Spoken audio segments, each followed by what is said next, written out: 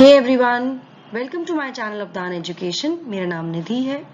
अगर आप इस चैनल पर पहली बार आए हैं तो I would request you to please subscribe to the channel and also hit the bell icon so that आपको चैनल पर आने वाली वीडियोस के नोटिफिकेशन मिलते रहें।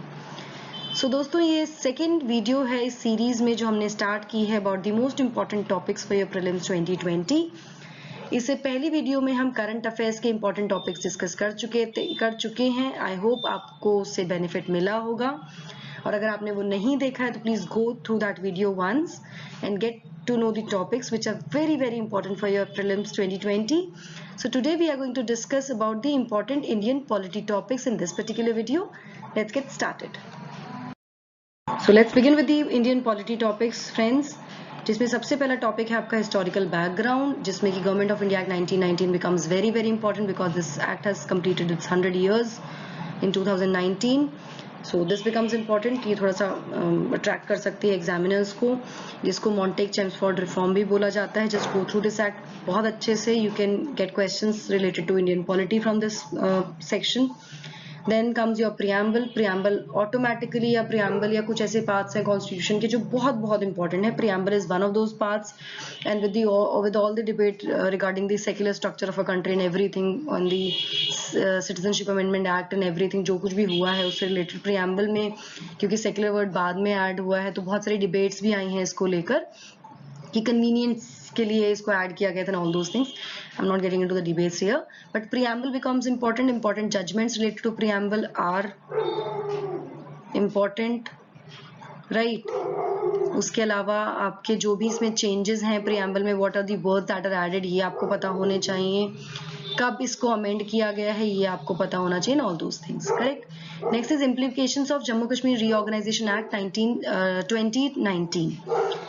तो इस पर्टिकुलर टॉपिक में I would say state reorganisation act आपको पता होना चाहिए, plus part 1 of the constitution becomes important because there have been lot of changes in this section of our constitution.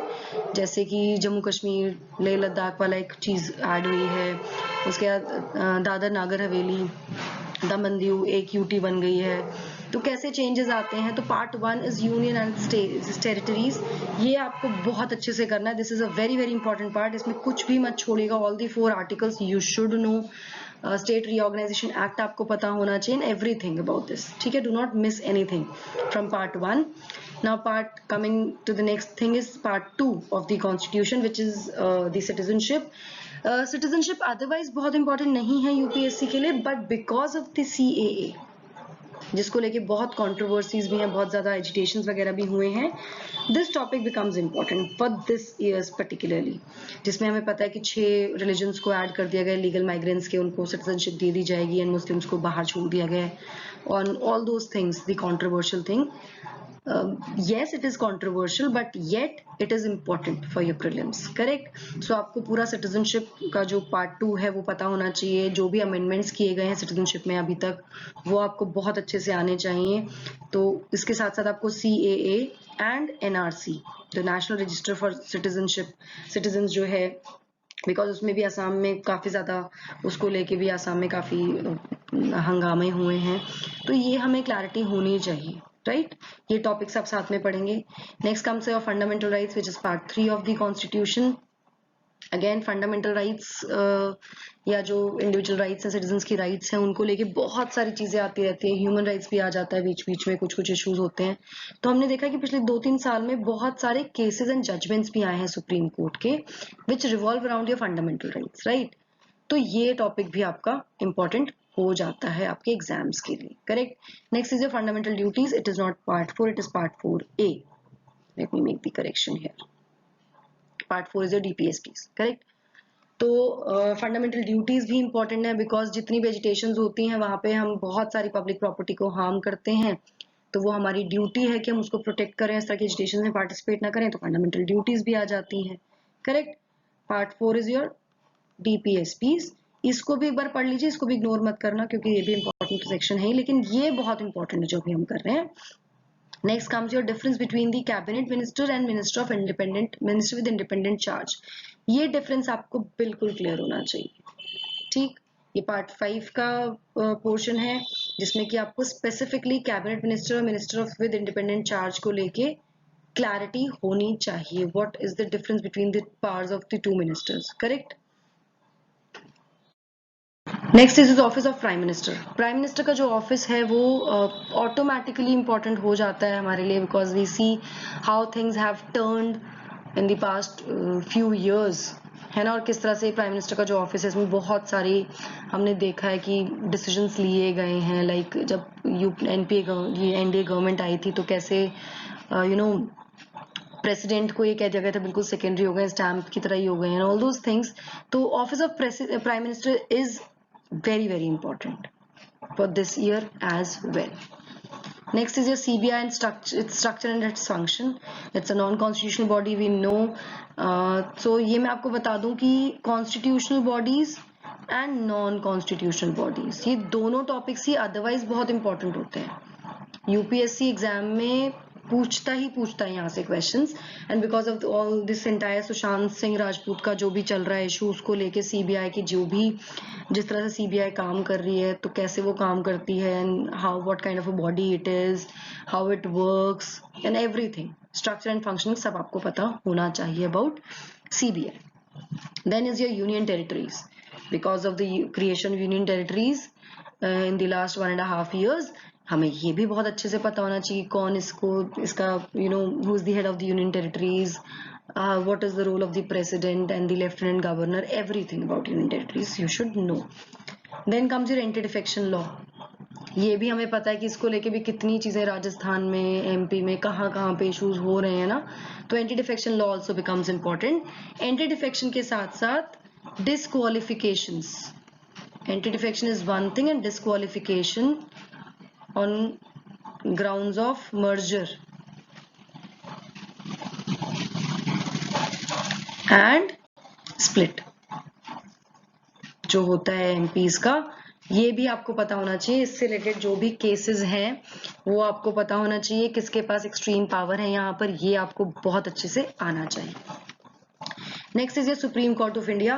Supreme court of India, जैसा कि मैंने आपको पहले बताया कि बहुत सारे जजमेंट्स आए हैं इन रिसेंट टाइम, बहुत सारी रूलिंग्स चेंज हुई हैं, बहुत सारे जजमेंट्स सुप्रीम कोर्ट लेकर आया है, हिस्टोरिकल जजमेंट्स आए हैं.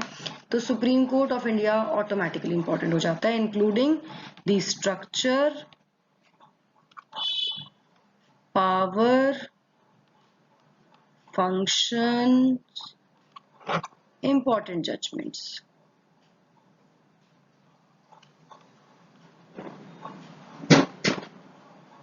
Correct. Do not miss on to these topics. बिल्कुल ये मत सोचो कि जो करंट में चल रहा है वो एग्जैक्टली ऐसा ही पूछ लेंगे आपसे, उसके अराउंड रिवॉल्व करते हुए क्वेश्चंस वो पूछते हैं. Supreme court of India important है. Next is emergency provisions in India. All the emergencies, right, the national emergency, the state emergency और the president rule and the financial emergency. क्योंकि Covid के time पे ये बहुत एप्रीहेंशन थे कि financial emergency declare की जाएगी, होगा, लेकिन ऐसा कुछ हुआ नहीं. So you should know all the provisions, emergency provisions in India, all 3 type of emergencies और क्या क्या उसमें होता है. Next is articles related to union state relations with social special emphasis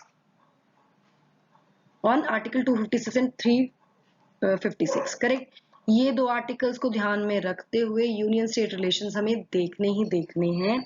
तो यूनियन स्टेट रिलेशंस भी इंपॉर्टेंट हो जाते हैं. जब इमरजेंसी की बात करते हैं तो यूनियन स्टेट रिलेशंस भी इंपॉर्टेंट है, तो हमको वो भी देखने हैं. Correct. Do not miss in these. Next comes your topic that we have to do is your National Security Act, which is an act of 1947. लेकिन ये टॉपिक इस बार भी इंपॉर्टेंट है. इसमें जो भी अमेंडमेंट्स हुए हैं, जो भी चेंजेस आए हैं, व्हाट डज एक्ट डू. इस एक्ट को हम NSA भी कहते हैं. In this act the government is empowered to detain any person whom the government thinks that he or she can be a threat to the safety and security of nation. ठीक है, उसको detain कर लिया जाता है. इसको लेके अभी पीछे 2 दिन पहले भी कुछ इश्यूज हुए हैं. So this topic is important. तो आप नेशनल सिक्योरिटी एक्ट को अच्छे से पढ़ेंगे. Next is essential commodities act.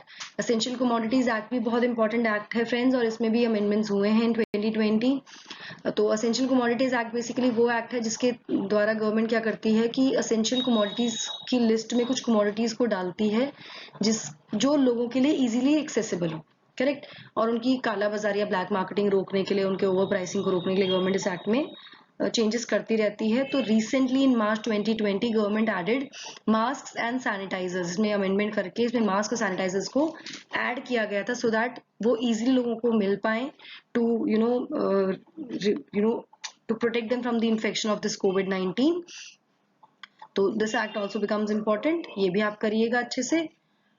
Then important judgments of Supreme Court related to fundamental rights and basic structure doctrine, very important topic। इससे related एक video already channel पर है, and if you want I would just give the videos link in the description below, you can go through that। Next is PRIs, Lokpal and NITI Aayog, ये भी बहुत important topics हैं, इनको भी बिल्कुल मिस नहीं करना है आपको। ये टॉपिक्स भी आप अच्छे से कीजिएगा, यहाँ से क्वेश्चंस भी पूछे जाते हैं। नीति आयोग का क्या रोल है, नीति आयोग कैसे हैंडल कर रहे हैं इन दी डेवलपमेंट एंड एवरीथिंग, क्या प्लानिंग चल रही है, everything you should no. NITI Aayog का स्ट्रक्चर, फंक्शनिंग सब आपको पता होना चाहिए फॉर दी एग्जाम पर्सपेक्टिव। इसके अलावा the only topic that I think I have missed is the president's role and power, ये भी आप कर लीजिएगा, ये भी एक इम्पॉर्टेंट टॉपिक है, इसको भी मत मिस कीजिएगा। This also becomes the part of your the important topics for polity. So I guess मैंने ऑलमोस्ट सारे इंपॉर्टेंट टॉपिक्स यहाँ पे आपको करा दिए हैं, लिखवा दिए हैं या फिर बता दिए हैं। And in case you want any kind of help with respect to any of these topics, you can just leave your comment, I'll come up with the topic with the explanation so that आपको समझ में आ जाए। So in the next 30 days आप इन topics को तो minimum revise करके जाइएगा, I would recommend that।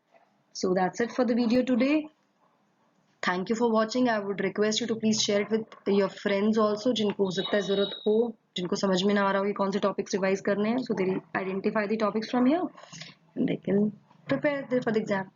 Thank you so much, thank you again।